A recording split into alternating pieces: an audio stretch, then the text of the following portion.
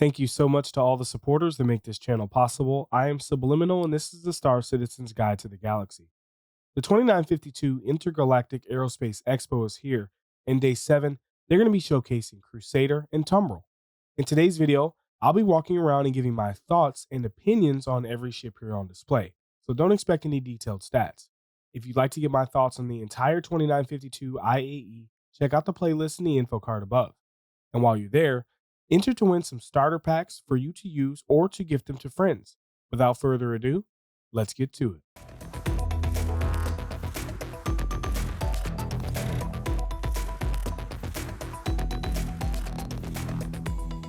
I'm going to give you my thoughts and opinions on every Crusader ship here on display, and we're starting right now. All right, so we've got Crusader Day, so we got the Hercules ships. First up is the C2, the current king of cargo. It's got almost 700 SCU of cargo space in the inside, huge cargo hold, no chin weapon. It does have a remote turret, I think, that's attached to the rear. It's real weird how it works. This turret, and then there's one at the back. I'll show you in a minute. They're both slaved together, so they both fire in the same direction whenever it's facing rear. But the one at the top can also face forward, and when that happens, then the one at the back shoots in the back. It's so weird, man. It's jank how that works out. I'm really surprised they released it and kept it that way. But anyway, it's the king of cargo. Beautiful ship, tons of space. Put all types of vehicles and stuff in there. I didn't make it fit. You should watch it. It was good. Then we have the M2, which is the military variant. It's got the same amount of cargo volume, so you can fit the same amount of like land vehicles and stuff in here, but it doesn't hold as much SCU because it's more armored. So I guess they have to compensate for the durability that they've added with the armor. But it does come with a chin-mounted weapon system, and other than that, it's the same. It's the chin-mounted weapon system, less SCU, and a little bit more durable, and then you've got an M2. All right. Personally, I think I don't want the middle of the road. I'd rather either go for the maximum amount of cargo space I can have, or go with the maximum amount of guns that I can have. So the final one is the A2. You've got the chin-mounted weapon. You've got the other rear weapons. Let me show you that one turret back here while we're back here. Yeah, so both of these turrets can face... Oh, you know what? This must be the one that can face forward. Yeah, the bottom one. So weird. But anyway, if something's behind you, both of these weapons will shoot at the same time at the same target. So that's pretty dope. But yeah, back to the A2. So you got all that, but then under here, you just got, bam, size 5 turret, right? You got, bam, a turret with 2 size 4 weapons. And then you got, bam, another turret with 2 size 4 weapons. And another turret with 2 size 4 weapons.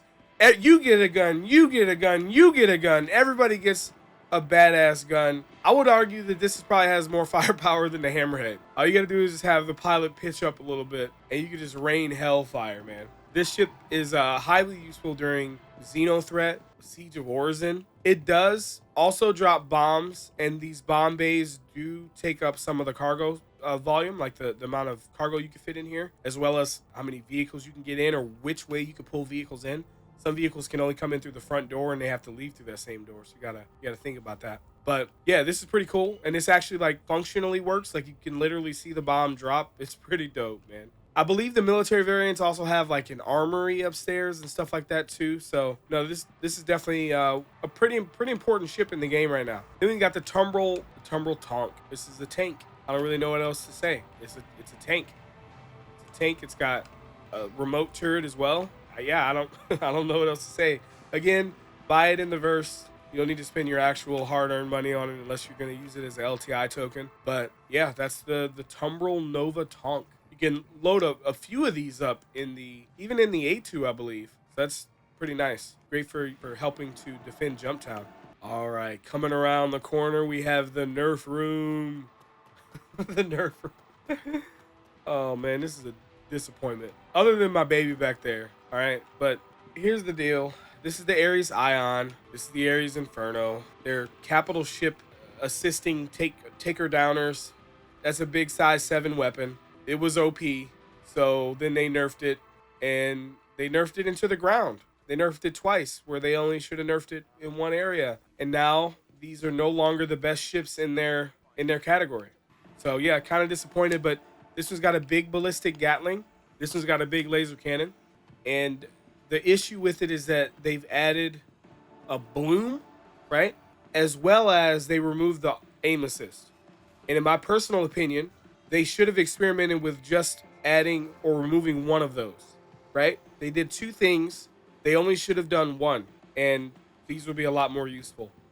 But as of right now, these just don't really get any fight time for me. But I'm not gonna melt it yet. I feel like they're gonna do a pass one day, and maybe they'll put it in its kind of rightful place. But as of right now, it's just kind of a disappointment. I saw it go through the PTU. It went through like 5 different phases. There were some that were obviously OP, that where it was to the point where it was so OP that there was literally no reason to ever fly any other ship in combat. And then now it's not the worst that it's been, but it's just not good. It's really frustrating to be shooting at a hammerhead and some of the shots just don't hit.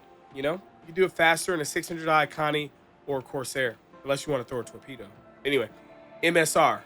This is my favorite ship if I were to live in the verse. It's so cool, man. The MSR, as of right now, is like a small cargo ship with enough room to tote around some vehicles. You got plenty of cargo space in here. You can put some rocks, you know, get some land vehicles. What I really love about it is it has this like underbelly system that you can use to navigate under. I can't wait till somebody like boards my ship and they don't know that this is under here, and they just have to play whack-a-mole as I go progress throughout the underbelly of the ship, killing everybody. This is like, this cargo here is hidden from authorities. I don't know if this is actually working in the game yet, but it eventually will. I believe it's 4 SCU of space that if you're scanned, they can't pick it up. But yeah, no, it's a dope ship. The one thing that they really need to change is it needs an elevator to get to the bridge faster. It only has one exit, and I think that is like a huge mistake. It's a safety hazard. But anyway, yeah, they need to add an elevator or something right here. I'm sure they can do it. I think that they've acknowledged that they need to do it, but it doesn't have very much firepower. It's got some size 3 gimbaled weapons for the pilot. Can't turn them into size 4. And then you've got 2 size 3 weapons for each turret that are all manned turrets. One thing I would like to see them do is change those to remote turrets. It'll make the design look a lot more sleek. But yeah, it's a beautiful ship. Love it. Mine is named Millennial Falcon, and I'm so proud of that. Down here we have, let's see if I can remember the names. The MT, the Cyclone MT. This is a pretty cool one. It's got like this like ballistic sniper rifle type deal, and let's just call it a ballistic cannon, and it has missiles as well. Pretty dope. This is the newest addition to the Cyclone series. Then you have the Cyclone AA. It's an AA variant. It may not be the AA, but it's an anti-air variant. It's got some missiles that can be fired from back there. It's got more than the MT. Then you've got the Cyclone TR, maybe? Who cares? This one's got a Gatling, all right? Cannon missiles, missiles, and Gatling, all right? Don't buy them. Don't buy them with real money. Buy them in the verse. Then over here, we've got the regular Cyclone. This one has like SCU storage in the back here. You got the racing variant, which is pretty fast, and it has a boost. Pretty cool. And then we have the tracker variant or something like that. It can track. I'm not sure if that functionality is in the game right now, but it will have tracking capabilities. So yeah, that's pretty cool. Cyclone series are pretty cool, man. It's nice to see like a fully fleshed out line of vehicles. All right, let's check the Hollow Hall, see if we got some spirits in there. The Genesis. It might look a look. I don't know, man. I don't know about the look. I don't know about it. It doesn't look terrible, okay? It really doesn't look terrible, but it just doesn't look like the other Crusader ships. So I wonder if they are gonna make it look like this, or if they're gonna come up with a totally new design. And I wonder how Jared's gonna feel about that too, or anybody who's been following the ship for this long of a time. But yeah, this is gonna be a luxury cruise line, or it's like a Boeing 747. You pick people up, you take them to a place, and you're gonna be able to make money doing that somehow. So yeah, it's very unique. Aha, here's the spirit. This looks like the C1 spirit. Yeah, C1 spirit, the freelancer killer. Let's go, man. Look at this thing, man. I can't wait until Crusader makes a light fighter, man. It's gonna be so dope. Oh, look at this. That's a beautiful ship. I love it. Yeah, I wonder how soon it's gonna be before we get to see these in the verse. You guys seem to be pretty excited about it. Sorry I didn't get to do a JPEG buyer's guide. I might maybe in the past or in the future. In the past. All right, then we've got the Tumbril Ranger. We've got the variant here with the weapons. So it's got some ballistic cannons on it. I don't know why they don't put like another variant, but whatever. Cyclone TR. Yeah, this would be dope to see these in like the Daymar Rally. See people racing these bikes. I wonder if you could fall off of them. Oh, that'd be crazy.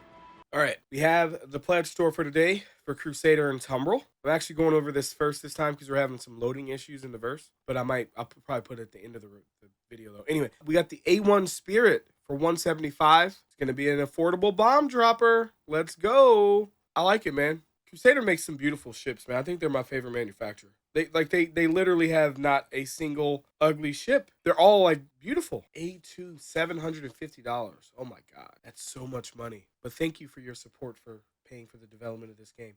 Aries Inferno. These ships are still not great at what they're supposed to be great at. So disappointing. I still own mine though, so I haven't given up hope yet. I hope they go back to the drawing board and unnerf this thing from the ground. But as of right now, I'm better off in a Connie Corsair 600i for taking out hammerheads with no torpedoes. The C1 Spirit, that's a pretty decent value. Yeah, so I didn't get to follow this all that much because I had a family emergency, but this seems pretty cool. I'm gonna educate myself a little bit more on it, but that seems like a pretty reasonable value. The C2, I own one of these for sure. King of Cargo, always want to have a pretty big cargo ship. Great way to make money in the verse trading during Ninetales lockdown with this thing. You can make like $1 million off of UEC. It's more like 800K profit per run during Ninetales lockdown. Pretty dope. Lots of cargo space. We put a medical Pisces in there now. We found out. If you haven't seen my medical Pisces first look, check it out. E1 Spirit Executive Transport for 150. Kind of cool. That's kind of cool. Is this where the executives sit and they can see out? That's kind of dope. Not gonna lie.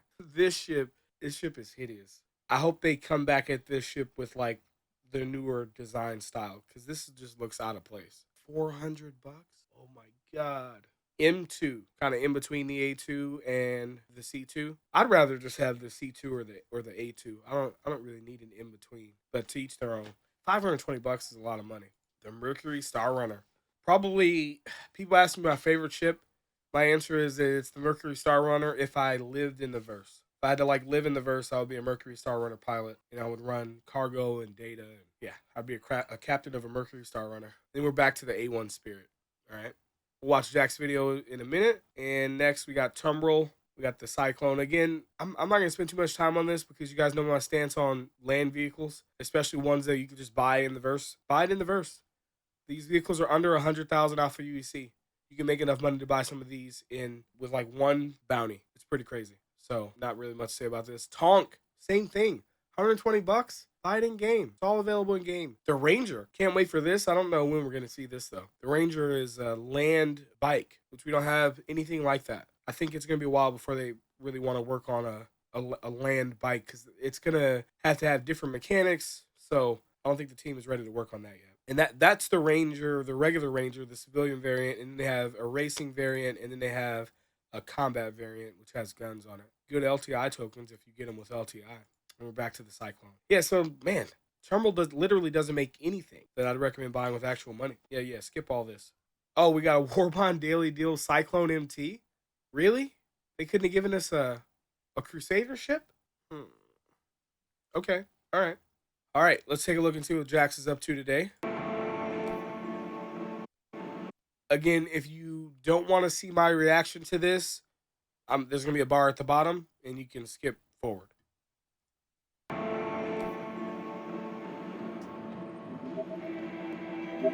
Come on!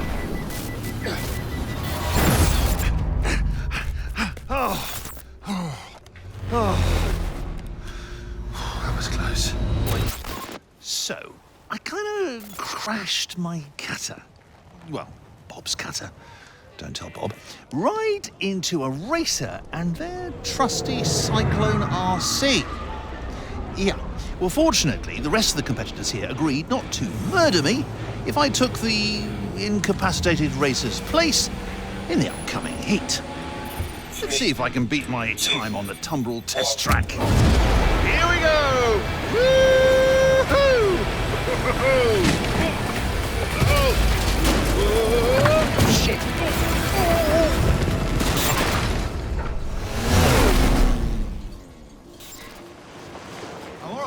I'm all right. Okay, nobody cares. All right, that is it for the pledge store for Crusader.